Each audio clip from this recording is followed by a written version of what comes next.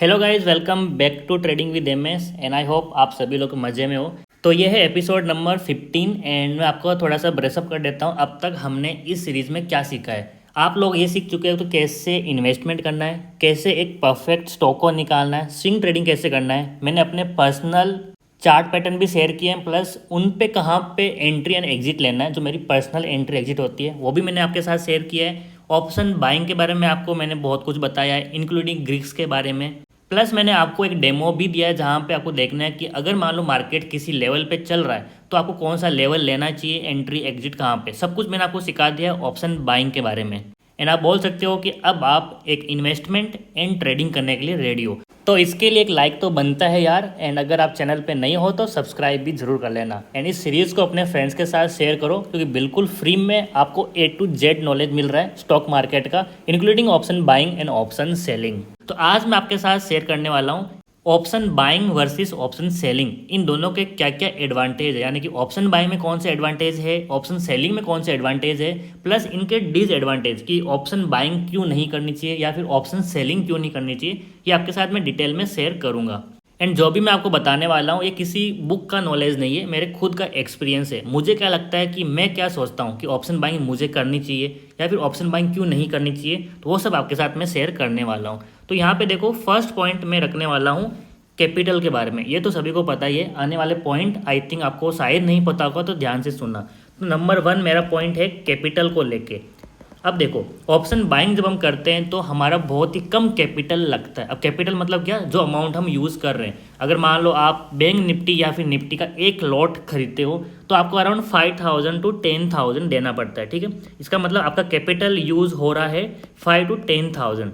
ये है option buying के अंदर। लेकिन अगर मान लो आप ऑप्शन सेलिंग करते हो तो वही लॉट एक सेल करने के लिए आपको 1 लाख से लेके 1.5 लाख रुपीज़ देने पड़ते हैं। यहाँ पे सेम एक ही लॉट है, सेम स्ट्राइक प्राइस है, लेकिन ये डिफरेंस है।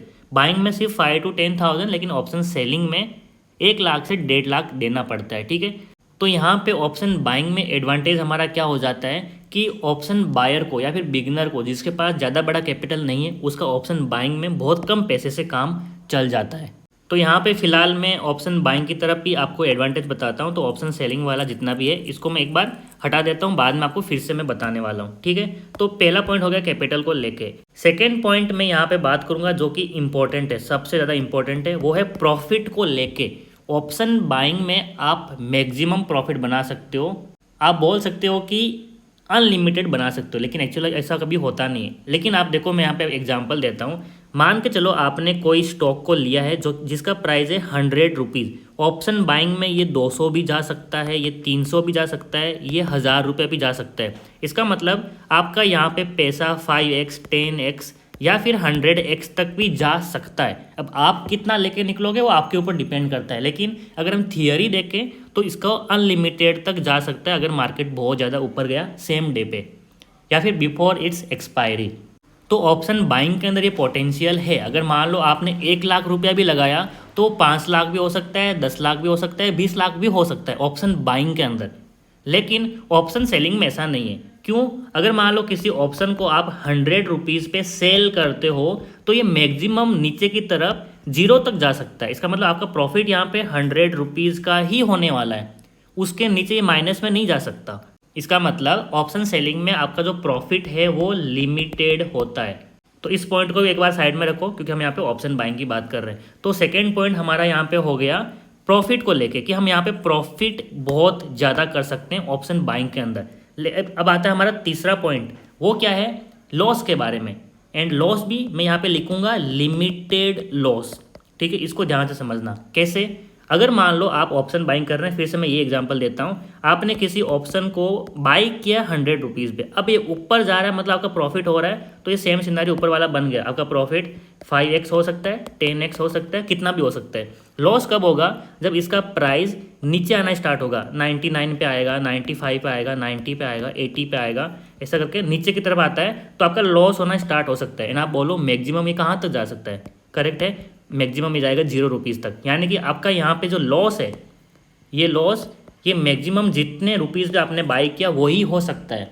अगर आपने मान लो किसी ऑप्शन को 50 रुपये पे ख़रीदा तो मैक्सिमम लॉस कहाँ तक जा सकता है, जीरो तक, यानी कि आप यहाँ पे 50 रुपये का ही लॉस करने वाले हो। इसका मतलब यहाँ पे जो लॉस है वो लिमिटेड है, जिस प्राइस पे आपने खरीदा है वहाँ से मैक्सिमम ये जीरो तक ही जा सकता है, नीचे नेगेटिव में जाने वाला है नहीं।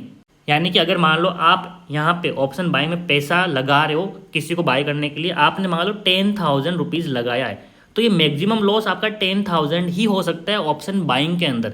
इस चीज़ को ध्यान से समझना, जितना पैसे में आप बाई कर रहे हो, अगर मान लो आपने 5,000 में कुछ ऑप्शन को उठाया बाई किया, या फिर आपने 50,000 पे बाई किया, तो जो आप जितना पैसा लगा रहे हो मैक्सिमम वो ही लॉस हो सकता है, इससे ज़्यादा नहीं हो सकता। ये है ऑप्शन बाइंग के बारे में। लेकिन ऑप्शन सेलिंग के बारे में उल्टा है। देखो, अगर मान लो आप किसी स्टॉक को 50 रुपये पर सेल करते हो, तो नीचे आएगा तो प्रॉफिट हो रहा है आपको, जीरो तो, लेकिन ये ऊपर की साइड कितना भी जा सकता है, 50 का 100 हो सकता है, 200 हो सकता है, 500 हो सकता है। इसका मतलब आपको ऑप्शन सेलिंग के अंदर जो लॉस है वो अनलिमिटेड होता है। अब ये अनलिमिटेड मतलब तो बहुत हो गया, मान लो लाखों करोड़ों तक चला गया, इतना नहीं होता है, लेकिन आप समझ लो जितना आप लगा रहे हो उसका 2x 5x या फिर 10x तक तो लॉस जा ही सकता है।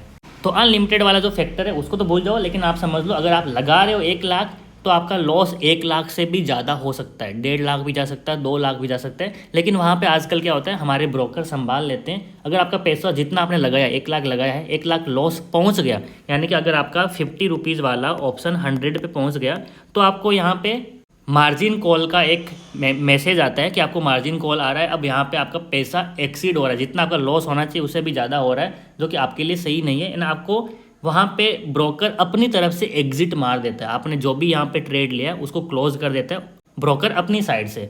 लेकिन यहाँ पे एक रिस्क फैक्टर तो है ही है कम से कम, कि आपका लॉस यहाँ पे ज़्यादा हो सकता है। तो यहाँ पे मैंने अभी सिर्फ 3 फैक्टर आपके सामने रखे हैं, ठीक है। वैसे फैक्टर तो और भी ज़्यादा है, लेकिन मैं यहाँ पे सिर्फ प्रैक्टिकल नॉलेज की बात कर रहा हूँ, जो मैं खुद एक्सपीरियंस करता हूँ। अब आपको छोटी मोटी चीज़ें और भी बहुत कुछ मिल जाएगा ग्रीक्स के अंदर एंड चार्जेस के अंदर, उन चीज़ों के अंदर मैं नहीं पढ़ रहा हूँ, क्योंकि हम यहाँ पे ऑप्शन बाइंग करते हैं प्रॉफिट बनाने के लिए। अगर हम चार्जेस को देखने लग गए, टैक्स को देखने लग गए कि भाई गवर्नमेंट ने 20% कर दिया है, 12.5 कर दिया है, तो उसके हिसाब से हम कुछ कर ही नहीं पाएंगे। तो वो जो चार्जेस लग रहे हैं उसको आप छोड़ दो, हम यहाँ पे प्रैक्टिकल नॉलेज की बात कर रहे हैं। तो यहाँ पे ये मेन चीज़ फैक्टर है एडवांटेज की तरफ, कि 3 एडवांटेज हमें ऑप्शन बाइंग में मिलते हैं। एंड ये जो एडवांटेज है ये सेम टू सेम डिसएडवांटेज है ऑप्शन सेलिंग को लेकर, ठीक है। तो जो मैंने यहाँ पे नीचे लिखा था डिसएडवांटेज, आप एक बार यहाँ पे फिर से लिखो कि ऑप्शन सेलिंग के डिसएडवांटेज क्या है। तो यहाँ पे देख लो, सेम टू सेम इसका उल्टा करो कि ऑप्शन सेलिंग में कैपिटल ज़्यादा लगता है, प्रॉफिट हमारा लिमिटेड होता है, एंड लॉस हमारा अनलिमिटेड होता है, ठीक है। ऑप्शन बाइंग के अंदर लॉस लिमिटेड है, ऑप्शन सेलिंग के अंदर अनलिमिटेड है। ऑप्शन बाइंग के अंदर प्रॉफिट अनलिमिटेड है, लेकिन ऑप्शन सेलिंग के अंदर लिमिटेड है। तो ये हो गया ऑप्शन सेलिंग के डिसएडवांटेज। अब आपको मैं बताता हूँ कि ऑप्शन बाइंग के क्या डिसएडवांटेज है, ठीक है। अब यहाँ पे बात करूँगा कि ऑप्शन बाइंग का क्या डिसएडवांटेज है, एंड वो सेम टू सेम फिर एडवांटेज हो जाएगा ऑप्शन सेलिंग का, ठीक है। थोड़ा सा आई थिंक यहाँ पे कंफ्यूजन हो सकता है एडवांटेज डिसएडवांटेज के बीच में, लेकिन ध्यान से सुनना, एंड वीडियो को 2 बार देख सकते हो, इसके नोट्स बना सकते हो, क्योंकि प्रैक्टिकल के टाइम पे यही नॉलेज काम आने वाला है। जब आप ट्रेड करने बैठोगे तो आपको इन चीज़ों के बारे में पता होना चाहिए, उसके हिसाब से आप डिसाइड करो कि आपको ऑप्शन बाइंग करनी है या फिर ऑप्शन सेलिंग। तो अब यहाँ पे हम बात करते हैं ऑप्शन बाइंग के क्या डिसएडवांटेज है। तो नंबर 1 हमारा यहाँ पे है टाइम फैक्टर। ऑप्शन बाइंग जब भी आप कर रहे हो तो आप वहाँ पे लंबा होल्ड नहीं कर सकते, you can not hold longer. ये सबसे बड़ा पॉइंट है। बोलने के लिए बहुत छोटा लग रहा है, लेकिन देखो, अगर मान लो आप ऑप्शन बाइंग कर रहे हो, आपने कुछ बाई कर लिया, उसको आप 5 मिनट, 10 मिनट, 15 मिनट या फिर मैक्सिमम 20 मिनट तक होल्ड कर सकते हो। लेकिन उसके ऊपर पर्सनली मैं खुद प्रीफर नहीं करता हूँ इससे ज़्यादा लंबा होल्ड करना। क्यों? क्योंकि यहाँ पे फिर आ जाता है हमारा थीटा डीके। अब ये क्या होता है? ये ग्रीक होता है, इसके बारे में मैंने एपिसोड नंबर 14 में ऑलरेडी बात कर ली है। यानी कि जितना लंबा आप होल्ड करोगे ऑप्शन का प्राइस ऑटोमेटिक कम होते जाता है। अगर मान लो ऑप्शन का प्राइस है यहाँ पे 100 रुपीज़, अब मान लो निफ्टी उधर की उधर ही है, ऊपर नीचे कर रही है, तो ऑटोमेटिक आधे घंटे बाद, 1 घंटे बाद ये 100 वाला सीधा 90 पे आ जाएगा। निफ्टी ऊपर भी नहीं गई है, नीचे भी नहीं गई है, साइडवेज है, लेकिन फिर भी ऑप्शन कम हो जाता है, इसका प्राइस कम हो जाता है। ये होता है थीटा डीके की वजह से। तो ऑप्शन बाइंग का सबसे बड़ा डिसएडवांटेज यही है कि आप लंबा इसको होल्ड नहीं कर सकते। अगर आपने ट्रेड लिया है कि मार्केट यहाँ से ऊपर जाएगा, तो 5-10 मिनट में मार्केट ऊपर जाना ही चाहिए, नहीं तो आपका लॉस होना स्टार्ट हो जाएगा। तो ये है ऑप्शन बाइंग का नंबर 1 डिसएडवांटेज, लेकिन वहीं पे ऑप्शन सेलिंग में ये एडवांटेज हो जाता है। आप जितना लंबा होल्ड करोगे उतना ज़्यादा प्रॉफिट होगा, क्योंकि ऑप्शन सेलिंग में आप अगर मान लो एक निफ्टी को सोच रहे हो कि नीचे जाएगा, तो आपका जो आप कॉल सेल करते हो 100 रुपीज़ पे, अगर ये निफ्टी नीचे आ रही है तो इसका प्राइस भी नीचे आएगा एंड आपका प्रॉफिट होगा यहाँ पे 10 रुपये का। लेकिन मान लो अगर निफ्टी ना ऊपर गई ना नीचे गई, साइडवेज भी रह रही है, तो यहाँ पे थीटा डीके हो रहा है एंड प्राइस 100 से 90 पे आ ही जाएगा। देखो यहाँ पे जो मैंने ऑप्शन बाइंग में बात की थी थीटा डीके की, ये तो हो ही रहा है। तो जितना लंबा आप होल्ड करोगे उतना ज़्यादा आपका थीटा डीके होगा एंड उतना ज़्यादा प्राइस ये नीचे की तरफ आता रहेगा 80 पे 70 पे। तो आपका यहाँ पे टाइम के साथ प्रॉफिट बढ़ता है। अगर निफ्टी साइडवेज भी रह गई तो भी आपका प्रॉफिट होगा, क्योंकि आपको थीटा डीके प्रॉफिट दे रहा है। तो ये ऑप्शन सेलिंग में एडवांटेज हो जाता है टाइम का, लेकिन वही डिसएडवांटेज है ऑप्शन बाइंग के अंदर। नंबर 2 जो डिसएडवांटेज है आपका ऑप्शन बाइंग के अंदर, वो है आपका एक्यूरेसी को लेके। इसका मतलब क्या, ऑप्शन बायर की हमेशा एक्यूरेसी कम होती है, जो कि मैं रखूँगा अराउंड 33%। अब ये मैंने कैसे कैलकुलेट किया आपको बताता हूँ मैं। अगर मान लो मार्केट यहाँ पे है तो इसके पास कहाँ कहाँ जाने के ऑप्शन है, या तो मार्केट ऊपर जा सकता है, या फिर मार्केट साइडवेज रह सकता है, या फिर मार्केट नीचे आ सकता है। ये 3 इसके पास ऑप्शन है। तो इसका मतलब आउट ऑफ 100% यहाँ पे 33% है, यहाँ पे 33% है एंड यहाँ पे 33, ठीक है। ये 33.33 वो सब होता है, उसको तो इग्नोर मारो। तो यहाँ पे आपका प्रॉफिट कब होगा, जब आप इस पॉइंट पे बाय करोगे एंड यहाँ से मार्केट ऊपर गया तो ही आपका प्रॉफिट होगा। अगर ये साइडवेज रहा तो आपका लॉस होगा, क्योंकि थीटा डीके हो रहा है। एंड अगर ये नीचे आया तो ऑब्वियसली बात आपका लॉस ही होगा। तो ऑप्शन बायर का सिर्फ एक ही कंडीशन में प्रॉफिट होता है, वो है मार्केट ऊपर जाना। जिस डायरेक्शन आपने ट्रेड लिया उधर जाना, तभी प्रॉफिट होगा। तो ऑप्शन बायर की हमेशा एक्यूरेसी 33% ही होता है। लेकिन ऑप्शन सेलर का प्रॉफिट कब कब हो सकता है, अगर मार्केट मान लो आपने यहाँ पे पुट को सेल किया, इस पॉइंट पे पुट को सेल किया, अगर मार्केट ऊपर भी गया तो प्रॉफिट होगा, अगर मार्केट साइडवेज भी रहा तो भी प्रॉफिट होगा। क्यों, क्योंकि मार्केट तो साइडवेज है, लेकिन यहाँ पे आपको थीटा डीके भी प्रॉफिट दिया। लॉस कब होगा, जब मार्केट नीचे आएगा। तो ऑप्शन सेलर यहाँ पे इस कंडीशन में भी प्रॉफिट कमाता है, इस कंडीशन में भी प्रॉफिट कमाता है। तो यहाँ पे ऑप्शन सेलर की एक्यूरेसी हो जाती है 66%। अब आप देखो, ऑप्शन सेलर 66% टाइम प्रॉफिट कमाता है एंड ऑप्शन बायर ओनली 33%। तो in terms of accuracy option selling अच्छी है। लास्ट पॉइंट यहाँ पे मैं बात करना चाहूँगा, जो कि है साइकोलॉजी को लेके। अगर आप यहाँ पे ऑप्शन बाइंग कर रहे हो तो आपकी साइकोलॉजी बहुत स्ट्रॉन्ग होनी चाहिए, यानी कि आप बोल सकते हो आप मेंटली स्ट्रॉन्ग होना ही चाहिए अगर आप ऑप्शन बाइंग कर रहे हो तो। क्योंकि ऑप्शन बाइंग में अगर आप कुछ ट्रेड ले रहे हो तो आप एक समझ लो, अगर आप गैम्बलिंग भी करते हो, ट्रेडिंग को एक बार साइड में रखो, अगर आप गैम्बलिंग भी करते हो, कसिनो में जाते हो, तो वहाँ पे भी लोग 50-50 रहते हैं कि मैं 50% सही हो सकता हूँ, 50% गलत हो सकता हूँ। एंड अगर आप सेम चीज़ के मान लो ट्रेडिंग को विदाउट नॉलेज करोगे तो भी आई थिंक आप 50-50% तो कर ही सकते हो। एंड यहाँ पे पैसा कमाने का क्या तरीका है कि आप अपना रिस्क रिवॉर्ड रेशियो अच्छा रखो। जब लॉस देते हो तो 5 रुपये का दो, प्रॉफिट लेते हो तो 10 रुपये का दो, ठीक है। ये चीज़ हो गया, हम थियरी में बात करते हैं। लेकिन जब ऑप्शन बाइंग कर रहे होते हैं तो इस रिस्क रिवॉर्ड रेशियो को हम फॉलो नहीं कर पाते हैं, क्योंकि इसका मेन फैक्टर होता है हमारा साइकोलॉजी। हमारी जो मेंटल स्टेबिलिटी वो ठीक नहीं होती है। हम जब भी प्रॉफिट करते हैं, थोड़ा बहुत प्रॉफिट आता है तो हम लेके निकल जाते हैं, ये सोच के कि भाई मेरे पास पैसा आ रहा है। लेकिन जब लॉस होता है तो हम उसको बहुत लंबा होल्ड करते हैं, ये सोच के कि शायद मार्केट वापस ऊपर आएगा एंड हमारा प्रॉफिट होगा। तो यहाँ पर होता है साइकोलॉजी डिस्टर्ब। तो अगर आप ऑप्शन बाइंग करते हो तो आप ये चीज़ें नहीं कर सकते कि मार्केट फिर ऊपर आएगा, मेरे डायरेक्शन में आएगा, ऐसा कुछ नहीं होता है। आपको यहाँ पे एकदम शार्प होना पड़ेगा। आप जब भी डिसाइड करते हो कि मान लो मैं मार्केट ऐसा आ रहा था, इस पॉइंट पे मैं बाई कर रहा हूँ, अगर ऊपर गया, यहाँ पे आपका टारगेट हिट हुआ तो उसको लेके निकलो। अगर आपने सोचा है कि इस लेवल पे वापस मार्केट नीचे आया एंड मैं अपना ऐसे लेके निकल जाऊँगा, तो आपको निकलना पड़ेगा इसी पॉइंट पर। यहाँ से 1 रुपया भी आप नीचे होल्ड नहीं करना चाहिए। ऑप्शन बाइंग का सबसे बड़ा डिसएडवांटेज यही होता है कि जब भी मार्केट नीचे आता है, हम थोड़ा बहुत सोच लेते हैं कि यहाँ से और नीचे नहीं आएगा, ऊपर जाएगा, लेकिन वहाँ पे फिर थीटा डीके स्टार्ट होता है एंड थोड़ा भी मार्केट ने यहाँ पे होल्ड किया तो मार्केट आपको बहुत बड़ा लॉस देता है। तो यहाँ पे अगर आपकी साइकोलॉजी स्ट्रांग नहीं है, आपने कभी ज़्यादा प्रॉफिट देखे नहीं है, अगर आपने कभी ट्रेडिंग करके आपने एक्सपीरियंस लिया नहीं है, तो आपको पहले टाइम पे ऑप्शन बाइंग अवॉइड करनी पड़ेगी। आप छोटे छोटे एक लॉट के साथ में पहले ट्रेड करो एंड अपनी साइकोलॉजी स्ट्रॉन्ग करो।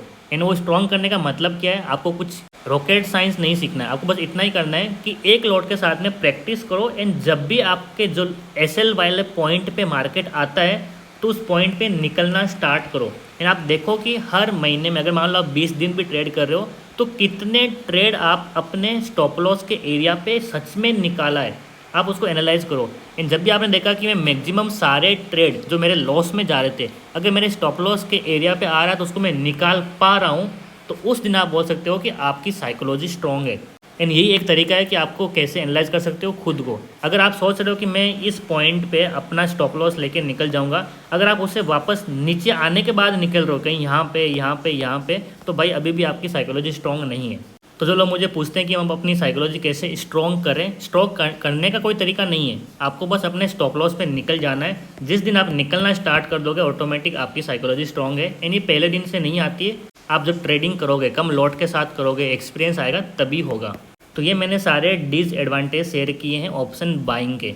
अब आप बोलोगे कि अगर मान लो ये डिसएडवांटेज है ऑप्शन बाइंग का, तो ऑप्शन सेलिंग के लिए कैसे एडवांटेज है? तो सिंपल है, यहाँ पे भी फिर से हमारा एक ही चीज़ काम में आता है, वो है थीटा डीके। इसलिए मैंने अपने एपिसोड नंबर 14 में बात की थी कि सारे ग्रीक आप भूल सकते हो लेकिन थीटा डीके कभी भूल नहीं सकते। अगर मान लो आप क्या करते हो, अपना स्टॉप लॉस यहाँ पे लगाते हो एंड इस पॉइंट पे आप सेल करते हो, ठीक है। ऑप्शन सेलिंग के लिए हमेशा उल्टा होता है, यहाँ पे आपने सेल किया, ये आपका एसएल है एंड यहाँ कहीं पे आपका टारगेट है। अब अगर मान लो आपने स्टॉप लॉस यहाँ पे रखा है निफ्टी को देख के, ठीक है, यहाँ पे अगर मान लो निफ्टी के चार्ट पे आप देखते हो यहाँ से जब मार्केट आएगा तो मैं निकल जाऊँगा, तो अगर मान लो आपके डायरेक्शन में मार्केट नहीं जाता है, उल्टा जा रहा है, मार्केट यहाँ से ऊपर जाना स्टार्ट करता है एंड धीरे धीरे यहाँ पे आते आते आपके स्टॉप लॉस एरिया पे आ गया।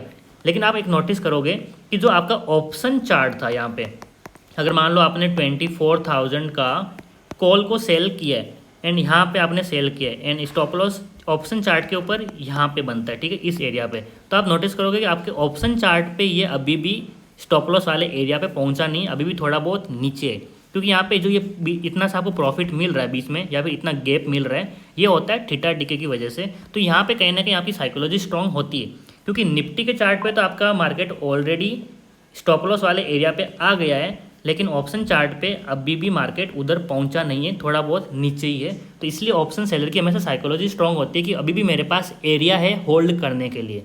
तो मैंने यहाँ पे आपके साथ सारे एडवांटेज एंड डिसएडवांटेज शेयर कर दिए option buying and option selling के। आपको कौन सा बेस्ट लगा है वो कमेंट सेक्शन में ज़रूर बता सकते हो। एंड यहाँ पे आई थिंक मैंने आपका सब कुछ क्लियर कर दिया इस सीरीज़ को लेके कि कैसे इन्वेस्टमेंट करना है, कैसे स्विंग ट्रेडिंग करनी है, कैसे ऑप्शन बाइंग करनी है, कैसे ऑप्शन सेलिंग करनी है। इस सीरीज़ के रिलेटेड आपको कोई भी अगर डाउट है तो आप ज़रूर पूछ सकते हो। And I think now you are ready to do your investment and option buying and option selling as well. Finally मैं आप सभी से बस यही मांगूंगा कि इस वीडियो को लाइक कर दो, एक प्यारा सा कमेंट छोड़ दो, उससे मुझे मोटिवेशन मिलता है आपको बेस्ट नॉलेज देने का। एंड अपने फ्रेंड्स के साथ ज़रूर शेयर करो, चाहे व्हाट्सएप पे शेयर करो, फेसबुक पे या फिर इंस्टाग्राम पे। मैं चाहता हूँ कि ये जो भी मैं आपको फ्री नॉलेज दे रहा हूँ ये मैक्सिमम लोगों तक पहुँचे एंड सबका फाइनेंशियल नॉलेज बढ़े। एंड मुझे खुशी मिलेगी अगर मान लो मेरी वजह से कोई एक बंदा भी पैसा बनाना स्टार्ट करे, तो वो मेरे लिए सबसे बेस्ट मोमेंट होगा।